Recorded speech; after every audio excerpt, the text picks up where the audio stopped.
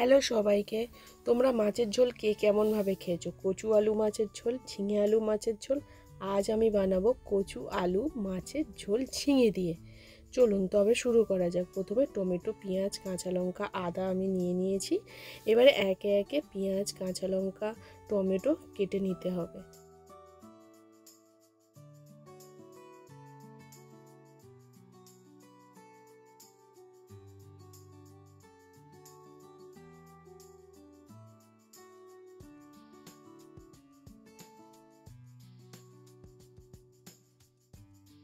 এই তরকারিতে শুধুমাত্র আমি আদাই দেব, কোনো রসুন কিছু দেব না।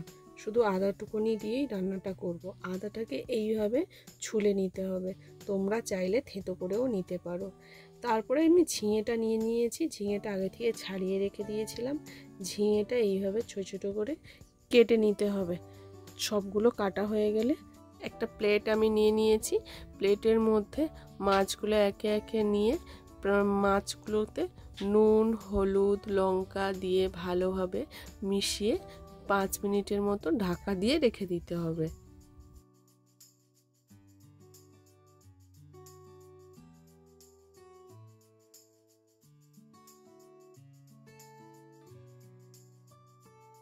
একটা কড়াই নিয়ে নিয়েছি।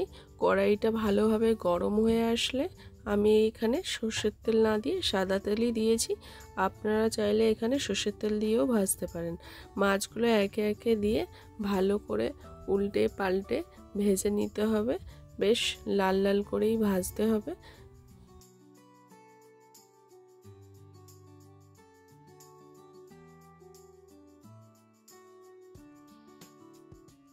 দেখুন, মাছগুলো ঠিক এই রকমভাবে লাল লাল করেই ভেজে নেবেন। একটু কড়া করে ভাজলেও অসুবিধা নেই। এইভাবে লাল লাল করে ভাজা হয়ে গেলে মাছগুলো একে একে উঠিয়ে নিতে হবে। ওই তেলের মধ্যে কচু আলু আগে থেকেই আমি কেটে রেখেছিলাম, সেই কচু আলুটা ভেজে নিতে হবে। তেলের ওপরে প্রায় 2-3 মিনিট ধরে ভালোভাবে কষিয়ে নিতে হবে। কষানো হয়ে গেলে পরিমাণ মতো লবণ আর পরিমাণ মতো হলুদ দিয়ে ভালোভাবে আর একটু ভেজে নিতে হবে।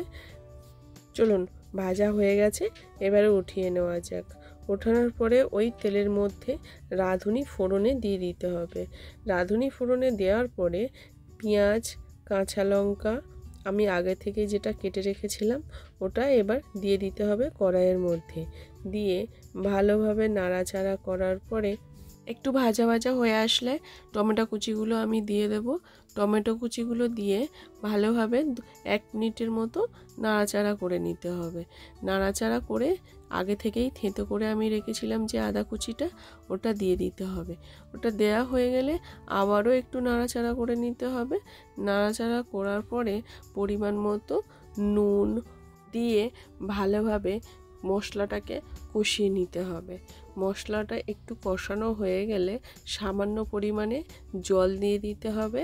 জলটা দিয়ে আর একটু নাড়াচাড়া করে পরিমাণ মতো হলুদ, পরিমাণ মতো জিরের গুঁড়ো আর পরিমাণ মতো কাশ্মীরি লঙ্কা দিয়ে ভালোভাবে মশলাটাকে কষিয়ে নিতে হবে।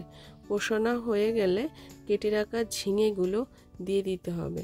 ঝিঙেগুলো দিয়ে একটু নাড়াচাড়া করে ভালো করে নাড়াচাড়া করে নিতে হবে। নাড়াচাড়া করার পরে প্রায় 5 মিনিটের মতো ঢাকনা দিয়ে রেখে দিতে হবে। ঢাকনা খুলে প্রায় 5-7 মিনিটের মতো আবারও কষিয়ে নিতে হবে। কষানো হয়ে গেলে যে আলু কচু আমি তেলের উপরে ভেজে রেখেছিলাম সেটা দিয়ে দিতে হবে। দিয়ে আবারও একটু ভালো করে কষিয়ে নিতে হবে। কষানো হয়ে গেলে পরিমাণ মতো জল দিয়ে দিতে হবে। যে যেমন ঝোল রাখবেন আপনারা সেই বুঝেই জলটা দেবেন। জলটা দেওয়া হয়ে গেলে 5 মিনিটের জন্য আমি ঢাকা দিয়ে রাখবো। ঢাকনা খুলে আবারও একটু নাড়াচাড়া করে নিতে হবে। নাড়াচাড়া করার পরে ভেজে রাখা মাছগুলো এবার দিয়ে দিই একে একে। মাছগুলো দেওয়া হয়ে গেলে ভালোভাবে নাড়াচাড়া করে আবারও 2 মিনিটের মতো ঢাকা দিয়ে রেখে দিতে হবে।